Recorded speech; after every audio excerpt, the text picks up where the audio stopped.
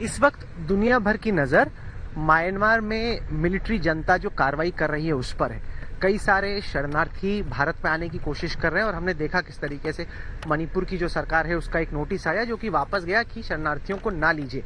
इसको आप कैसे देखते हैं, खास तौर से जब प्रधानमंत्री मोदी और आप खुद कहते हैं कि हमारी कोर थ्योरी है वसुदेव कुटुंबकम, यानी कि दुनिया एक है और हम सबकी मदद करने की कोशिश करते हैं। हम सबकी मदद करना चाहते हैं।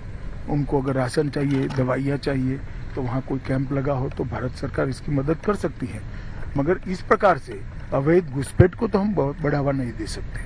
पर कहीं ना कहीं जो एनजीओज हैं या लोग हैं उनको लग रहा है कि हमें जितना कर रहे हैं उससे ज्यादा म्यांमार के रेफ्यूजीज की मदद हमें करनी चाहिए, क्योंकि ये लोग काफी मुश्किल परिस्थिति में भारत आए। तो उन लोगों ने करनी चाहिए जो मानते हैं उनको।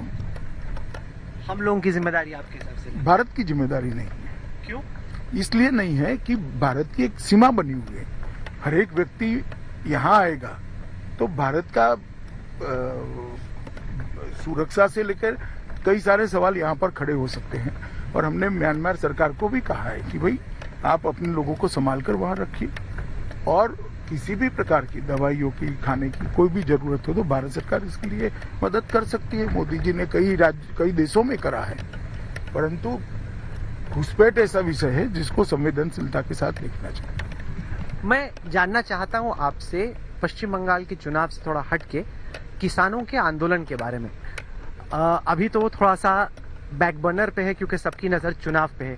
क्या आपको लग रहा है कि 2 मई के बाद एक बार फिर से गियर में आएगा और इससे डील करने का, इसका कोई सोल्यूशन निकालने का आपका गृह मंत्री जी क्या? हमने तो कहा हम संवाद के लिए तैयार है, लोग आए संवाद करें। पर क्यों नहीं निकल पा रहा? क्योंकि जब जिस तरह से आपकी एक चाणक्य की इमेज बनी, रेपुटेशन बनी कि आप चीजों को मैनेज कर लेते हैं, हैंडल कर लेते हैं, डील कर लेते हैं, लोगों को लगा कि कोई ना कोई आप सोल्यूशन निकाल पाएंगे। इतने महीनों से ये चला ही जा रहा है आंदोलन और उसका कोई सोल्यूशन नहीं निकल रहा। देखिए, ऐसा है कि जब कोई चर्चा करने के लिए तैयार ना हो तो सॉल्यूशन कहां से निकलेगा।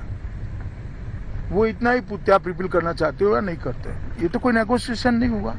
मुझे लगता है उन्होंने आगे आना चाहिए नेगोशिएशन। क्या आप मानेंगे कि शायद इसको बेटर हैंडल किया जा सकता था? अगर सही वक्त पे सही फीडबैक मिलता तो इतना बड़ा ये आंदोलन नहीं बनता और कोई एक बीच का रास्ता निकल सकता था। हो सकता है राहुल कंवर देश के प्रधानमंत्री होते तो बेटर। नहीं, हमारा कोई ऐसा ना इरादा है ना मंशा।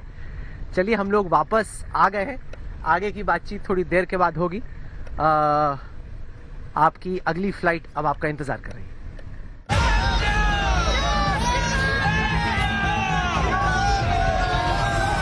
जय जय श्री राम का नारा लगा रहे हैं, जो कि पहले बंगाल में, जैसे उत्तर प्रदेश में ये पहले से ही नारा है, इसको आपने यहाँ पे पिछले कुछ सालों में एफर्ट के जरिए बनाया है। इसको कितनी बड़ी उपलब्धि आप मानते हैं? देखिए, जय श्री राम का नारा कोई रिलीजियस नारा नहीं है। यहाँ की अव्यवस्था के खिलाफ, यहाँ के भ्रष्टाचार के खिलाफ और विशेषकर घुसपैठ और तुष्टीकरण के खिलाफ प्रजा का आक्रोश है और इस नारे को उसी स्वरूप में लेना चाहिए। आपने तमाम लोगों से स्पर्धा की है, कई बार जीते हैं, कुछ बार हारे हैं। ममता बनर्जी की तुलना आप एक कंपेटिटर, एक विरोधी के तौर पे आप कैसे करते हैं जब आप बाकियों से उनकी तुलना करते हैं?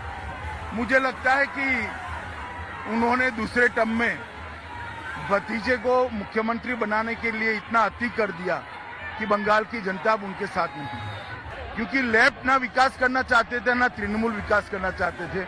भारतीय जनता पार्टी की सरकारें जहां जहां बनी देश भर में, वहां पर विकास करने का काम किया है और यही है हमारा लक्ष्य कि ये सोनार बांग्ला बने।